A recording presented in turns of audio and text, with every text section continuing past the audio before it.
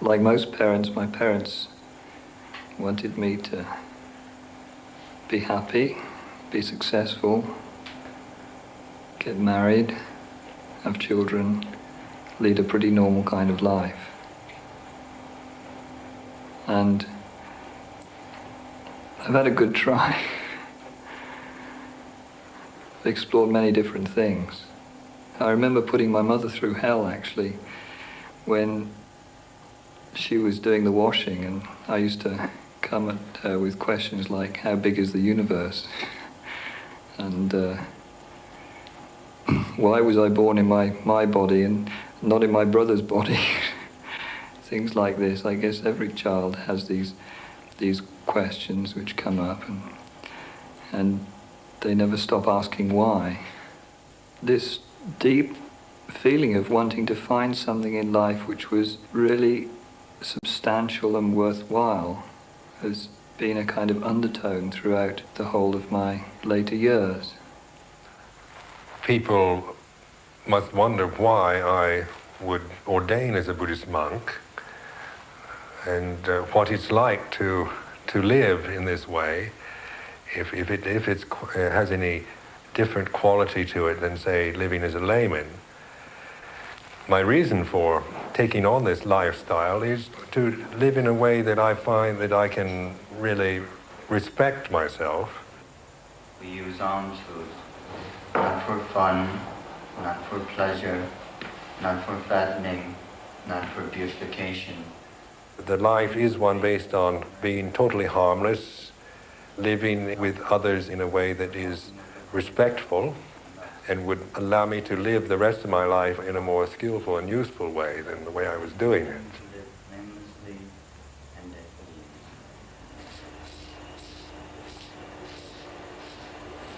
I think my family has been a little puzzled by my decision to move in this direction.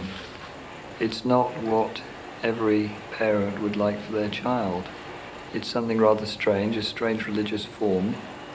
One shaves one's head, one follows some strange conventions, dresses in a strange way, and just by looking at the appearances, it's very difficult to understand what's going on. One cannot really develop deeply in meditation if one is doing things in one's life which involve guilt, remorse, disturbance, misusing and mistreating other people. Because the effects of these on the mind, it always comes back at you. The guidelines are very, very helpful about just practical living. So one is taught not to kill things, not to steal, not to lie, this kind of thing, and to live in a wholesome way. It's odd because here I am just about to take ordination as a Buddhist monk, and yet I'm almost a bit reluctant to call myself a Buddhist, because one uses Buddhist practice and the theory as a way of investigating. One always has this attitude of, let's investigate, let's try, let's look. My sisters and my brother are very supportive. And my brother has taken a meditation retreat, and he stayed at the monastery. They've all stayed at the monastery now. My brother's studied meditation quite deeply, and he's very interested too. The lay community offers them their robes and their alms bowl. So when these are presented to you, you feel that you have to really be worthy of these offerings.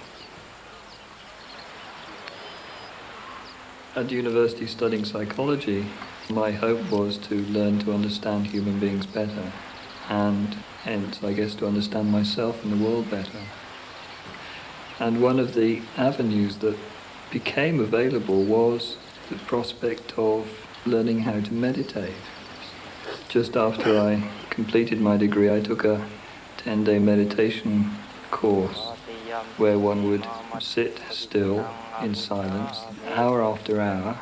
The entire 10-day period would be in silence. Eat one meal a day. I found it a very, very difficult thing. I wanted to leave several times, but managed to maintain the intention to stick it out. It was quite a test of endurance.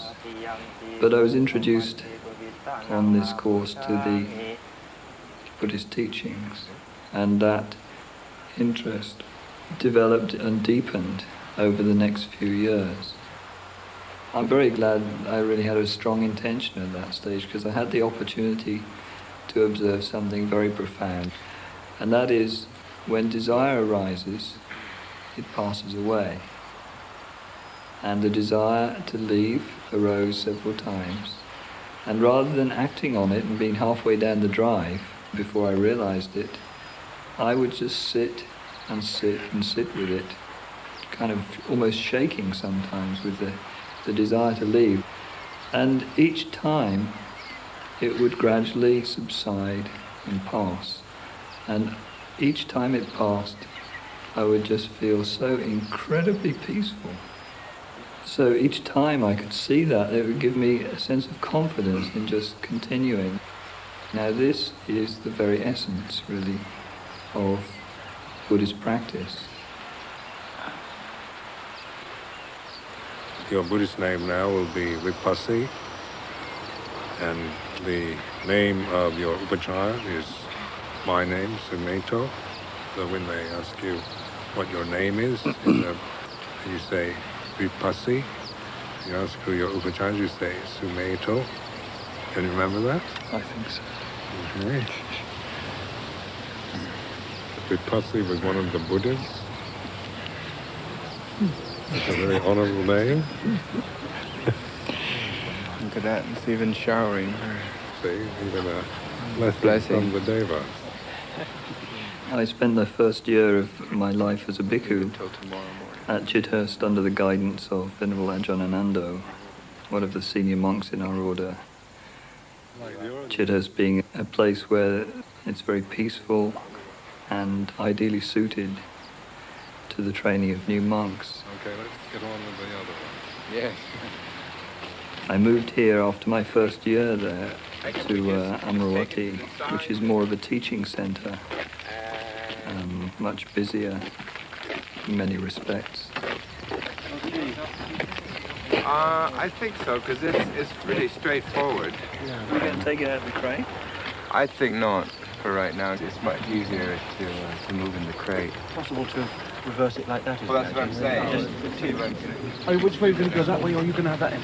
Well, we want to put the base, the feet down. Yes. We don't want to have him do a headstand.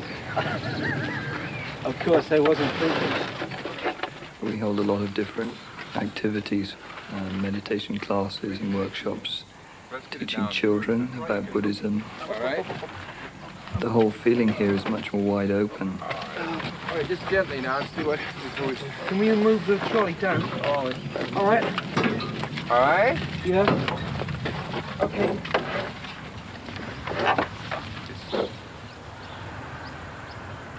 When the monks first came to live in England, our teacher in Thailand, Ajahn Chah, urged Ajahn Sumedho to insist that everyone went out every day on alms round. This is the traditional way of gathering food in Thailand. I think Ajahn Chah probably realized that it was unlikely that the monks would be supported in this way in England. But he realized that there was a stronger symbolic significance in this as well, that just by going out every day, we would gradually attract interest. And he called it flying the Buddhist flag. We keep our eyes downcast and just move silently along the street. Occasionally we get a few cat calls, but people are getting to know a bit more about what Buddhist monks are about and what they look like. As I have some skills in carpentry work, I came up to help with the conversion of some of the large wooden buildings that we have. This used to be a school. Some of the large dormitories we're converting into smaller living units for the monks. Now the last time we actually attached it to the side of the frame. We're just going to set it up and take it out again. Yeah, well, we've done all that, Oh, so right. it's ready to be fixed. This situation where the Sangha is in like its establishment phase necessitates the fact that the bhikkhus have to be involved far more than is desirable in the building side of things. In Thailand, where things are very well established, a lot of the work would actually be taken care of by contractors or lay people generally. Ajahn Sumedho has been very concerned to guide us in such a way that we use the actual experience of working on the site as a way of extending our meditation practice, rather than thinking, oh, this area is meditation practice when we're sitting and meditating, and the other is the work.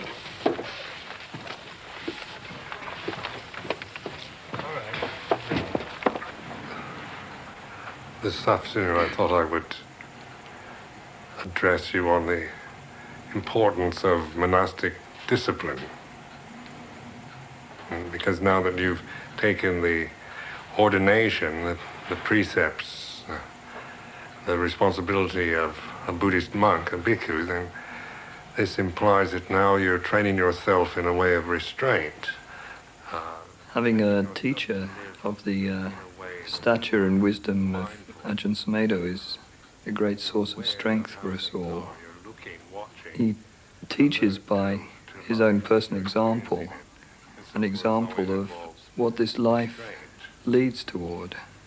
The Patimokkha discipline, you're expected to learn, memorize all 227 rules in this ancient Pali language. And this, of course, is we recommend doing within the first 5 years of your monastic training, so that this becomes ingrained in your mind, this whole discipline. That's the only way we can really live with each other for very long, is by living under a common discipline, because if each one of us did exactly as we wanted to do, we'd end up quarreling and fighting. It seems to me it's very early days in my monastic career as yet. One doesn't really expect to experience drastic changes very quickly. There is a very gradual, almost imperceptible unfolding of the process of awakening. Things which used to irritate and frustrate before now no longer seem to have the power to do so. The open-heartedness that comes from meditation allows these things to be as they are and then to pass in their own time. And this attitude very much develops in a social sense as well, that the people with whom one is living, one develops a great sense of acceptance towards, a tolerance towards. And even if somebody is having a very difficult time, going through quite a strong emotional crisis, say, where their behavior can be quite disruptive, then one can still just gently accept and allow this to be, rather than finding oneself caught up in a reaction against it.